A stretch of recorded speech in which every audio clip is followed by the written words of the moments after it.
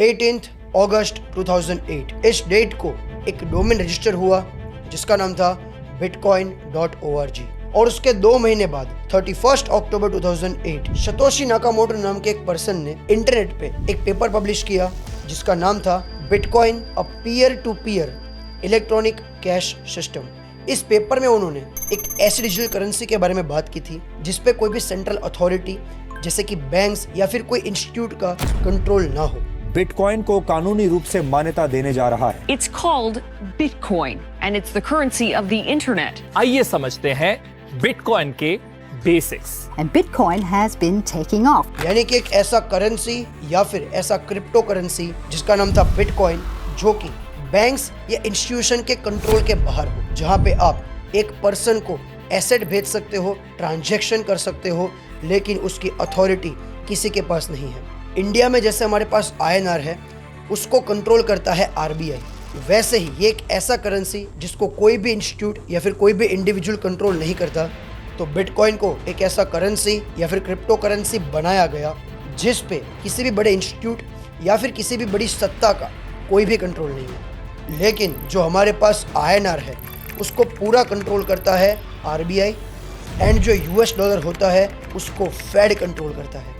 लेकिन बिटकॉइन एक ऐसी क्रिप्टो करेंसी है जिसको कोई भी कंट्रोल नहीं करता, जिसके ऊपर कोई भी इंस्टीट्यूट नहीं है। यानी कि एक ऐसा करेंसी का सिस्टम जहाँ पे फॉर एग्जांपल मैं आपको पेमेंट कर रहा हूँ तो बात सिर्फ वो मुझे पता है, आपको पता है, कोई मिडलमैन नहीं है, कोई RBI नहीं है और कोई फेड नहीं है। अब यहाँ पे वर्ड है Bitcoin a peer to peer electronic cash system, उसको समझते हैं। पीयर टू पीयर का मतलब क्या होता है, सबसे पहले उसका आइडिया लेते हैं। इंडस वैली सिविलाइजेशन के टाइम पे बार्टर सिस्टम को इंट्रोड्यूस किया गया।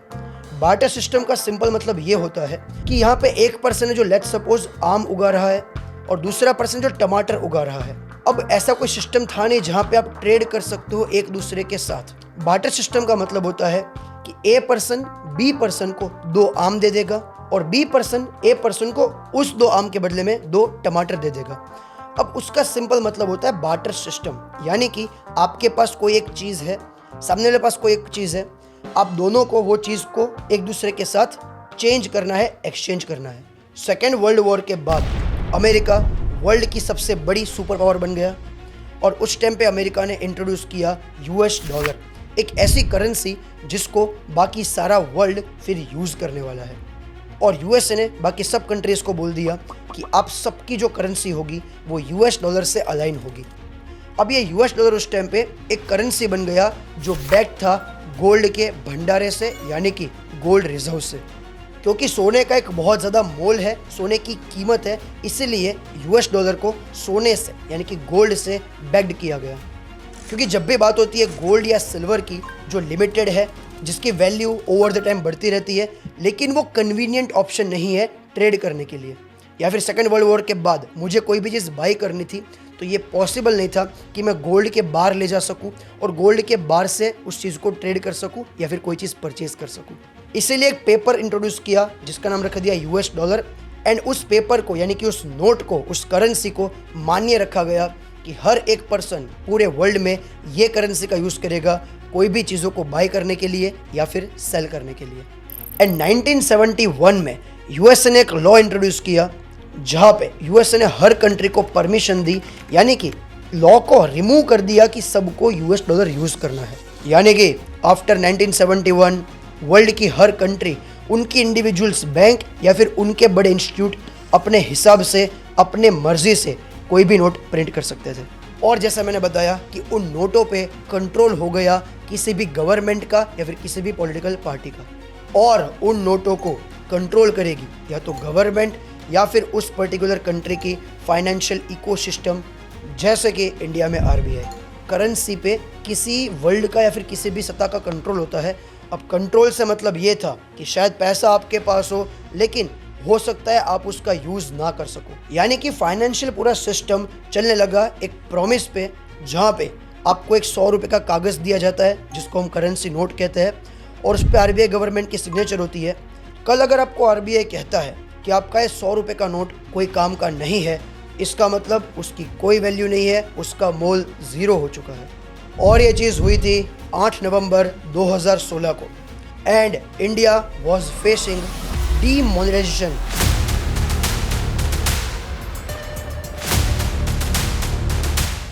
तो आपके 500 और 1000 के नोट का फिर कोई मोल नहीं रहा एंड उसकी कीमत 0 हो गई। अब ये तो थी इंडियन गवर्नमेंट की बात। अब कुछ साल पीछे चलते हैं। 2008 में वर्ल्ड का सबसे फेमस क्राइसिस हुआ जिसका नाम था लेमन ब्रदर क्राइसिस, जहाँ पे लेमन ब्रदर जैसी बड़ी बैंक बंद हो गई और काफ़ी लोगों को ये लग रहा होगा कि सिर्फ यूएसए की बैंक से फेल होती है, but this is not the truth. India में आज तक 80 आसपास बैंक्स फेल हो चुकी है, जिसमें से कुछ बैंक्स हैं bank of Calcutta, Vijaya bank and times bank. आज की जनरेशन ने शायद इन बैंक्स का नाम भी नहीं सुना होगा। सुनोगे कैसे? ये बैंक सारी बंद हो चुकी है। सोचो, जो करेंसी वर्ल्ड में आज भी सबसे पावरफुल है और पहले भी सबसे पावरफुल मानी जाती थी, उस पर्टिकुलर कंट्री की 140 बैंक, 140 बैंक्स अगर एक साल के अंदर बैंकरप्सी फाइल करती है, क्या आपका इस टाइप के फाइनेंशियल सिस्टम से भरोसा नहीं उठ जाएगा? और ऐसा ही हुआ एक एनोनिमस पर्सन के साथ, जिसने फिर बिटकॉइन की स्थापना की, बिटकॉइन को इन्वेंट किया, जिसका नाम था सतोशी नाकामोटो।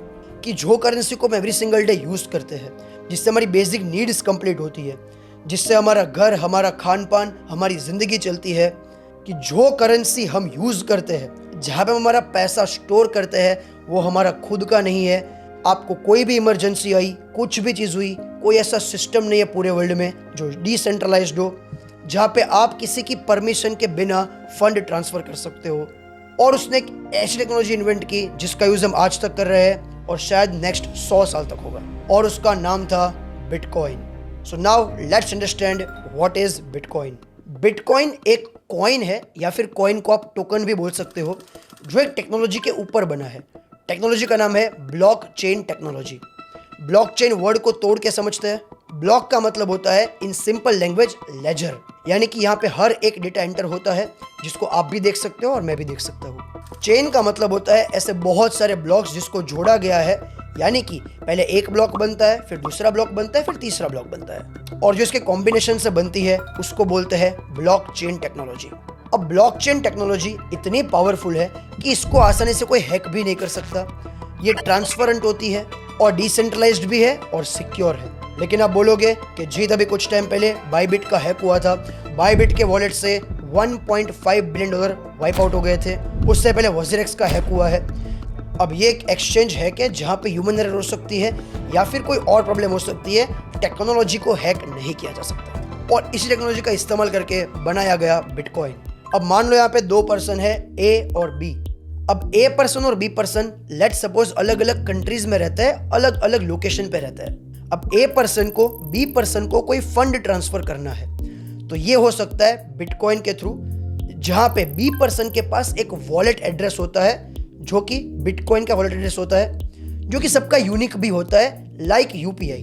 अब ए पर्सन बी पर्सन के वॉलेट एड्रेस पे बिटकॉइन भेज सकता है। फॉर एग्जाम्पल, ए पर्सन ने बी पर्सन को 100 बिटकॉइंस भेजे। अब जो ये बिटकॉइन भेजे गए हैं वो लेजर में रिपोर्ट होते हैं। जब भी ए पर्सन से एसेट ट्रांसफर होता है बी पर्सन तक, तो बीच में होता है माइनर्स, जो ये वर्क को कंप्लीट करता है। अब ये वर्क क्या होता है? यहाँ पे एक मैथमेटिकल बहुत ही कॉम्प्लेक्स प्रॉब्लम दी जाती है, जो इन माइनर्स को सॉल्व करनी पड़ती है। अब आप बोलोगे यहाँ पे माइनर्स खड़े होंगे कोई हथियार लेके, पूरा पेपर पेन लेके, जो मैथमेटिकल प्रॉब्लम्स को सॉल्व करते होंगे। ऐसा बिल्कुल नहीं है। ये जो मैथ्स की प्रॉब्लम होती है वो बहुत ही हार्ड होती है, और ये वर्क होता है बड़े बड़े कंप्यूटर्स के थ्रू, जो कि माइनर्स ने लगाए हुए होते हैं, और ये कंप्यूटर्स बेसिकली इस टाइप के मैथ्स के प्रॉब्लम को सॉल्व कर देते हैं। और जैसे ये सॉल्व हो जाता है, उसके बाद ये जो एसेट होता है वो ए पर्सन से बी पर्सन तक ट्रांसफर हो जाता है। ए पर्सन ने ट्रांसफर किए 100 बिटकॉइंस, जिसमें से माइनर्स सॉल्व करते हैं ये प्रॉब्लम को, जो मैथमेटिकल प्रॉब्लम होती है। माइनर्स के पास उसके बदले में एक छोटी सी कमीशन जाती है। फॉर एग्जांपल, इस केस में हो गया वो 0.01 BTC, और बाकी का जो बचा हुआ 99.99 बिटकॉइन है वो बी पर्सन को मिल जाता है। और वर्ल्ड का सबसे लार्जेस्ट जो माइनिंग का फार्म है वो टेक्सास में है, जिसका नाम है विंस्टन माइनिंग फार्म। तो ये है पूरा बिटकॉइन का ecosystem. In very simple language, bitcoin जो ट्रांजेक्शन्स होते हैं वो काफ़ी फास्ट होते हैं, काफ़ी सिक्योर होते हैं, और आपको कोई मिडलमैन की ज़रूरत नहीं है एक पर्सन से दूसरे पर्सन तक फंड पहुंचाने में। अब आपके दिमाग में एक सवाल आ रहा होगा, लेकिन जित इस बिटकॉइन का यूज़ क्या है? क्योंकि फंड तो हम अकाउंट टू अकाउंट ट्रांसफर कर सकते हैं। अब हमारे पास यूपीआई भी है जिसकी मदद से हम तुरंत किसी को फंड ट्रांसफर कर सकते हैं। तो बिटकॉइन की जरूरत कैसे पड़ेगी, चलो इसको एग्जांपल के साथ समझते हैं। मान लेते हैं आपकी फैमिली घूमने गई है यूएसए, आप हो फॉर एग्जांपल इंडिया से। अब मान लो यूएसए में आपकी फैमिली का फोन चोरी हो गया या फिर उनका वॉलेट घूम गया। अब ना तो उनके पास कोई कार्ड है, ना पैसे है, ना कोई रिश्तेदार है जो उनकी हेल्प कर सकता है। एंड अब उनको जरूरत पड़ गई अचानक $10,000 की। अब आप इंडिया से आपके पेरेंट्स को पैसा कैसे भेजोगे? आपने उनको यूपीआई कर दिया, वो विड्रॉ कैसे करेंगे? आपने उनके बैंक में डाल दिया, अगेन विड्रॉ कैसे करेंगे? और आपको अगर उनके यूएसए के कोई रिश्तेदार के अकाउंट में या फिर कोई ऐसी जगह पे पैसा ट्रांसफर करना है तो भी आपको बैंक को बोलना पड़ेगा, और बैंक ये काम कर पाएगी शायद मंडे को या ट्यूसडे को, क्योंकि सैटरडे और संडे तो बैंक भी बंद रहती है। आपके अकाउंट में भले करोड़ों रुपए पड़े हो, लेकिन आप उस पैसे का खुद यूज नहीं कर सकते जब आपके पास इमरजेंसी हो। अब ये तो बात हो गई चलो मेडिकल इमरजेंसी की। अब आपके अकाउंट में मान लो काफी पैसा पड़ा है, लेकिन आपका अकाउंट फ्रीज हो गया, और आपको लग रहा होगा अकाउंट ऐसे ही फ्रीज नहीं होते। काफी बार काफी बैंक्स आपके अकाउंट्स फ्रीज कर देते हैं, और इंडिविजुअल्स के ही नहीं, बड़ी बड़ी कंपनीज के और इवन सेलिब्रिटीज के भी अकाउंट फ्रीज हो जाते हैं। As you can see on my screen, even Kanye West ये क्लेम करता है कि उसका $1.5 बिलियन का अकाउंट फ्रीज हो गया था, और इवन उसको फूड के लिए, डिनर के लिए उसके दोस्त की हेल्प लेनी पड़ी थी। और बात सिर्फ इतनी ही नहीं है, कई बार ये जो फ्रीज अकाउंट्स होते हैं उनके विड्रॉल सबके स्टार्ट होते हैं आफ्टर 90 डेज, 120 डेज और इवन मोर देन दैट। अब सोचो कानिये वेस्ट जैसा फेमस सिंगर खुद का पैसा खुद यूज नहीं कर पा रहा है, तो हम तो फिर भी एक आम आदमी है। और यही पर आता है बिटकॉइन का सबसे बड़ा यूज केस, जहाँ पे आपका पैसा आपके पास सेफ है और आपकी जब मर्जी हो, किसी की भी परमिशन के बिना आप उस फंड को किसी को भी ट्रांसफर कर सकते हो और उसका यूज कर सकते हो। लेट्स सपोज भारत पे कल ऐसी कोई प्रॉब्लम आ जाए जो ह्यूमन कंट्रोल के बाहर है, या फिर कोई पॉलिटिकल वॉर छिड़ जाए,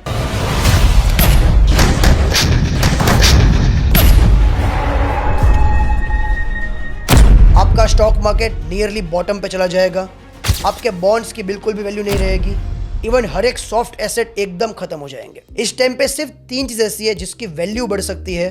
number 1 real estate, number 2 gold और नंबर 3 बिटकॉइन। अब कुछ लोग यहाँ पे सोचेंगे कि एज अ कंट्री पूरी कभी फेल नहीं हो सकती, बट दैट्स नॉट ट्रू। कुछ टाइम पहले बांग्लादेश की प्राइम मिनिस्टर बांग्लादेश से भाग के इंडिया गई थी, और बांग्लादेश में दंगे फसाद हो गए थे, और वहाँ की सिचुएशन आउट ऑफ कंट्रोल हो गई थी। और ऐसा बांग्लादेश के साथ नहीं, बहुत कंट्रीज के साथ पहले भी हो चुका है। अब यहाँ पे मैं क्या पॉइंट प्रूव करना चाहता हूँ, अगर सिचुएशन होती है तो क्या आप अपनी प्रॉपर्टीज को बेच पाओगे? चलो मान लो बेच भी पाओगे, तो खरीदेगा कौन? दंगे फसाद चल रहे हैं, तो आपके पास 2 ऑप्शन बचे, एक हो गया गोल्ड और एक हो गया बिटकॉइन। अब सोचो क्या आप एयरपोर्ट पे एक साथ 1 किलो या 5 किलो गोल्ड लेके जा पाओगे? ये ह्यूमनली पॉसिबल नहीं है। सिर्फ एक चीज़ ऐसी है जिसको आप लेके जा सकते हो किसी और कंट्री में अपनी जान की और अपनी फैमिली की जान की सुरक्षा के लिए। आपके जेब में एक पेन ड्राइव होगी, उस पर बिटकॉइन आपके पास पड़ा होगा, और आप अपने एसेट को वर्ल्ड वाइड कोई भी कंट्रीज में यूज़ कर सकते हो। सो ये है कुछ मेन यूज केसेस बिटकॉइन के।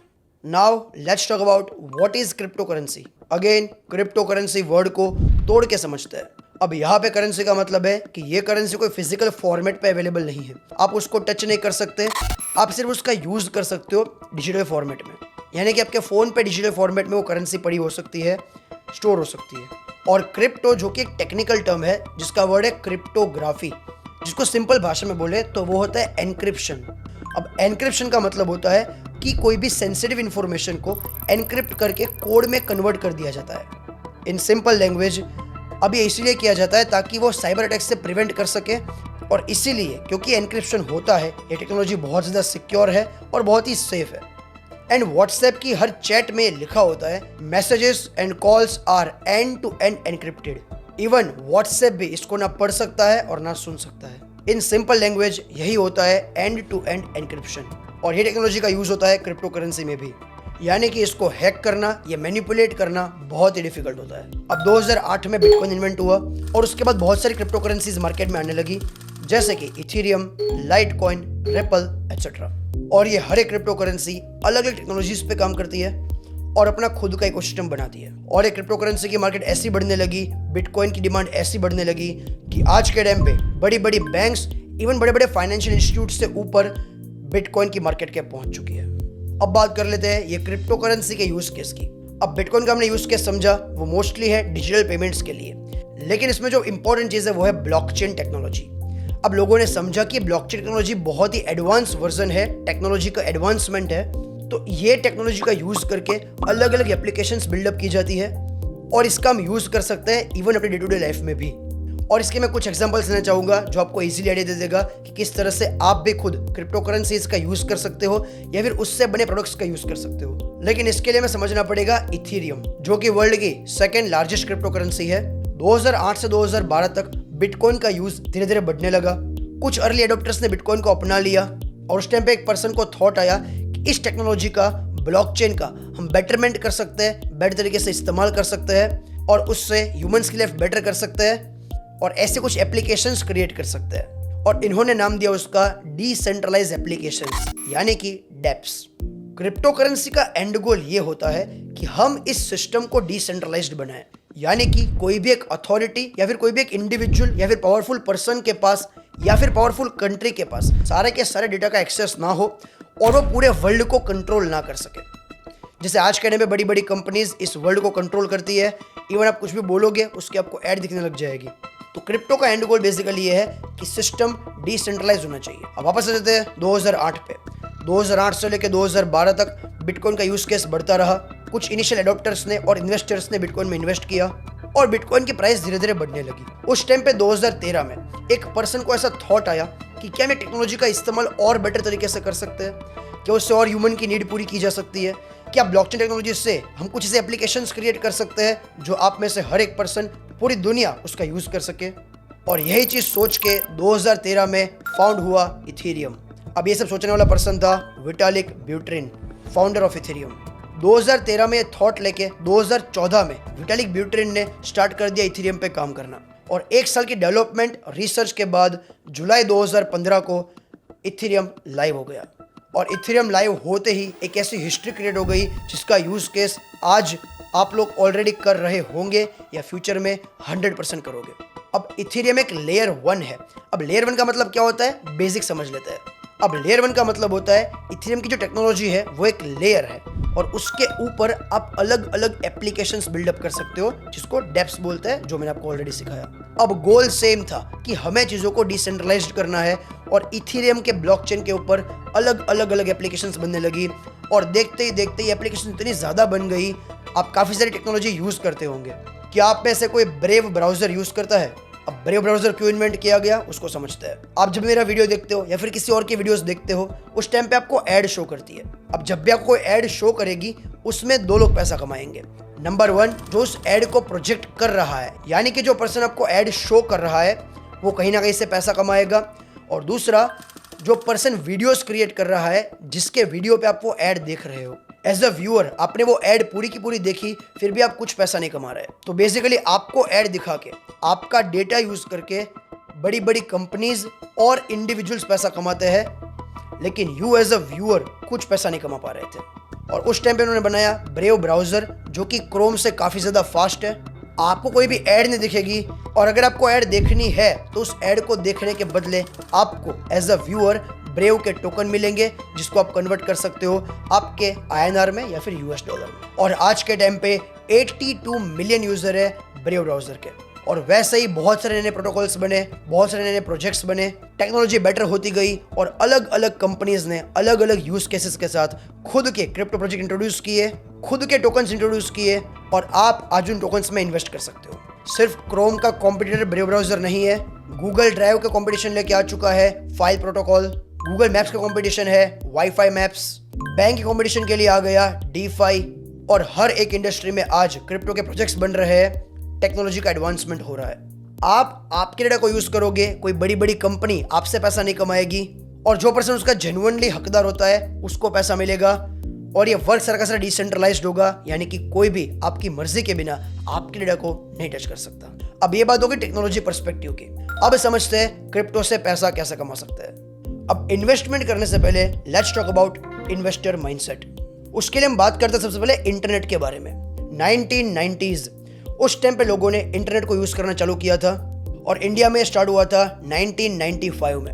1999 या 2000 के आसपास इंटरनेट के बारे में एक थॉट प्रोसेस चल रहा था। इंटरनेट के बारे में सिर्फ एक चीज की बात हो रही थी कि इंटरनेट का यूज सिर्फ और सिर्फ खराब टाइप की वीडियोस देखने के लिए होता है, और इंटरनेट का बेसिकली यूज हर एक खराब काम के लिए होता है। लेकिन आफ्टर 25 इयर्स आज हम हर एक पर्सन इंटरनेट का यूज करते हैं। अगर आपको इंटरनेट बेस्ड कंपनी में इन्वेस्ट करना होता तो आप कब करते? 1999 में या फिर 2025 में? अगर आप 2025 में इन्वेस्ट करते हैं तो आप ज्यादा पैसा शायद नहीं कमाते। आपको इन्वेस्टमेंट तब करनी होती है जब उस मार्केट में बहुत सारी अनसर्टेनिटी होती है, यानी कुछ भी फिक्स नहीं होता कि एसेट बढ़ेगा कि नहीं। वैसे आज बात करते हैं क्रिप्टो के बारे में। आज क्रिप्टो के बारे में काफी नेगेटिविटी है, जैसे कि वॉरेन बफेट कहते हैं क्रिप्टो एक मिराज है। इवन डैन पेना कहते हैं कि बिटकॉइन जीरो चला जाएगा। Bitcoin will go to zero.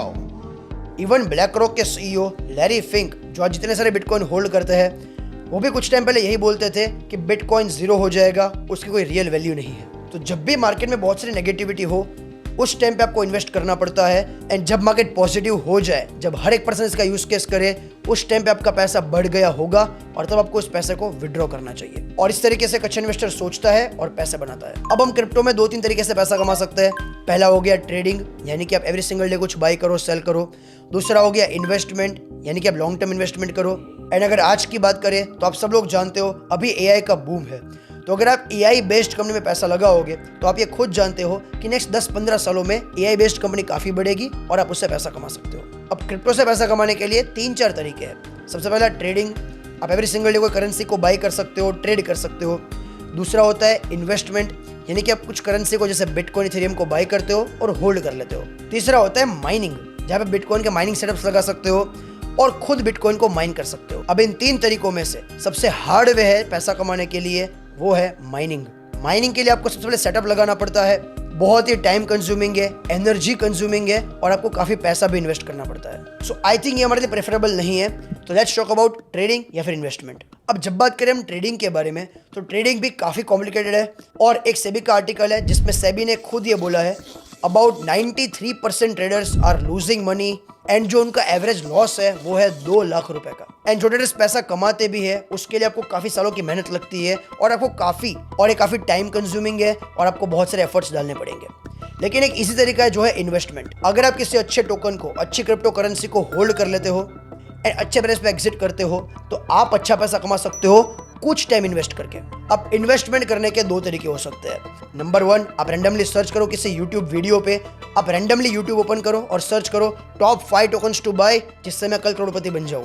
और आप भी जानते हो और मैं भी जानता हूं उससे कभी करोड़पति नहीं बनने वाले।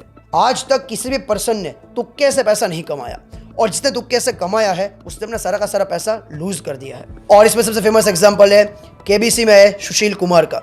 5 करोड़ रुपए जीतने के बाद सुशील कुमार ने अपना सारा का सारा पैसा लूज कर दिया और वापस वही जगह पे आ गए जहां पे वो पहले काम करते थे। और इससे 1-2 नहीं आपको मल्टीपल एग्जांपल्स मिलेंगे। से गाइस, मैं पिछले 7 साल से इस मार्केट में हूँ। मैंने भी पहले यही चीज़ करी थी कि रैंडमली कोई टोकन चूज कर लिए, किसी इन्फ्लुएंसर के बताए टोकन में इन्वेस्ट कर दिया। ऑनेस्टली मैंने 1 भी रुपये नहीं कमाया और जब भी मैंने कमाया है वो सारा का सारा पैसा मैंने लूज कर दिया है। और लगभग 7 साल के एक्सपीरियंस के बाद मैं आपको एक चीज़ श्योरिटी के साथ बताना चाहता हूँ कि क्रिप्टो से पैसा कमाना उतना मुश्किल नहीं है। अगर आप वीकली लगभग 35-40 मिनट इन्वेस्ट कर सकते हो तो आप क्रिप्टो को समझ के अच्छे डिसीजन लेके अच्छा पैसा कमा सकते हो। और ये चीज़ मैं सिखाता हूँ मेरे कोर्सेज में कि किस तरह से क्रिप्टो मार्केट वर्क करती है, कौन सा एसेट कितनी वैल्यूएशन कैप्चर कर सकता है, किस टाइप के नैरेटिव इस मार्केट में परफॉर्म करते हैं, किस टाइप के टोकन बढ़ सकते हैं, क्यों बढ़ सकते हैं और किस तरह से एज अ बिगिनर या फिर एज अ इंटरमीडिएट पर्सन आप इस मार्केट का फायदा उठा सकते हो और आप इस मार्केट से प्रॉफिट कमा सकते हो। इवन मैं ये भी सिखाता हूँ कि एंट्री कैसे करनी होती है, एग्जिट कब करना होता है, किस तरह से टोकन को बाइंग करनी होती है, कब प्रॉफिट्स बुक करने होते हैं और कब लॉसेस को कट करने होते हैं। अगर आप मेरे साथ ही सब कुछ सीखना चाहते हो तो मैं नीचे मेरे व्हाट्सएप कम्युनिटी और टेलीग्राम का लिंक दे रहा हूँ, उसको ज्वाइन कर लेना और वहीं पर मैं बाकी की डिटेल्स आपको भेज दूंगा। एंड यही है आपका second option, learn about the market. ऐसे और वीडियोस मेरे देखो ताकि आपको आइडिया कि क्रिप्टो वर्क कैसे करता है। इन्वेस्टमेंट के मार्केट में एक बहुत ही कॉमन कोट है, never invest with borrowed conviction. अगर आप किसी और की कन्विक्शन में टोकन बाय करके बैठे हो, इट्स नॉट पॉसिबल कि आप उस टोकन से प्रॉफिट कमा पाओ, क्योंकि आपको पता ही नहीं है वहाँ पे क्या हो रहा है। अगर वो टोकन 10% 20% गिर जाएगा तो आपके पसीने छूट जाएंगे। So do not make this mistake, rather learn कर लो, उससे आप ज़्यादा पैसा कमा सकते हो। अब जब भी बात क्रिप्टो की होती है सब लोग काफ़ी हैप्पी हो जाते हैं। अब रिस्क रिवॉर्ड की बात कर लेते हैं। रिवॉर्ड काफ़ी हाई होता है। 2021 के बुल मार्केट में मैटिक 150x हुआ था। Let me repeat, 150 times. Phantom जैसा टोकन 400x हुआ था। सोलाना 250x हुआ था और ये सब कुछ हुआ था सिर्फ और सिर्फ 1 साल के अंदर अंदर। और ऐसे 3-4 क्रिप्टोज नहीं है। लास्ट बुल मार्केट में 2021 में तकरीबन 50 से 100 क्रिप्टोज ऐसी होगी जिन्होंने 100x से ऊपर रिटर्न्स दिए थे और लोगों ने लाइफ चेंजिंग मनी बनाया। तो जब भी हम क्रिप्टो की बात करते हैं हमें रिवॉर्ड बहुत प्यारा लगता है कि अगर हम हमारे पोर्टफोलियो को 10 गुना करते हैं, 20 गुना करते हैं, तो हम एक आम इन्वेस्टर को जो स्टॉक्स में इन्वेस्ट कर रहा है, प्रॉपर्टीज में इन्वेस्ट कर रहा है, उसको हम 15-20 साल से बीट कर रहे हैं। एक स्टॉक के इन्वेस्टर 20% कमाता है, क्रिप्टो का इन्वेस्टर शायद 5 गुना 10 गुना पैसा करता है। तो रिवॉर्ड तो बहुत अच्छा लगता है लेकिन रिस्क समझना भी बहुत जरूरी है। से guys, crypto is a new market, तो यहाँ पे रिस्क काफी हाई होता है। अगर आप कोई भी खराब एसेट में फंस गए तो आप अपना सारा का सारा पैसा लूज कर सकते हो और आपकी नेटवर्थ जीरो हो सकती है। इवन लूना जो कि एक $40 बिलियन का एसेट था, वो पूरा का पूरा क्रैश हो गया था और लोगों ने अपनी सारी की सारी लाइफ की सेविंग्स गवा दी। तो जब भी आप क्रिप्टो में इन्वेस्ट करो तो आप अपनी ओवरऑल नेटवर्थ का 10% से ऊपर कभी भी इन्वेस्ट ना करें। यानी कि आपके पास अगर 1 करोड़ रुपए है तो आप 10 लाख रुपए इन्वेस्ट कर सकते हो क्रिप्टो मार्केट में और इन 10 लाख रुपए में से आप अलग अलग टोकन को फ्लिप कर सकते हो, अलग अलग टोकन बाई कर सकते हो। कभी भी एक टोकन के अंदर अपनी ओवरऑल नेटवर्थ का 5% या 10% से ऊपर इन्वेस्ट ना करें। एंड क्रिप्टो में सिर्फ वही पैसा इन्वेस्ट करें जो आप अफोर्ड कर सकते हो। लूज करना, आपका पैसा एब्सोल्युटली जीरो भी हो सकता है और बहुत ऊपर भी जा सकता है। It depends on your research and your conviction. So guys, आज हमने बिटकॉइन की बात करी, क्रिप्टो करेंसीज की बात करी, टेक्नोलॉजीज को समझा और आपको मैंने बताया कि किस तरह से आप इन्वेस्ट कर सकते हो, कैसे आपको माइंडसेट रखना होता है और किस तरह से आप इस मार्केट से पैसा कमा सकते हो। अगर आप ये सब सीखना चाहते हो तो मेरी व्हाट्सएप कम्युनिटी ज्वाइन कर लेना। आई होप आपको ये वीडियो पसंद आई होगी। I hope you like this video. I will see you very soon.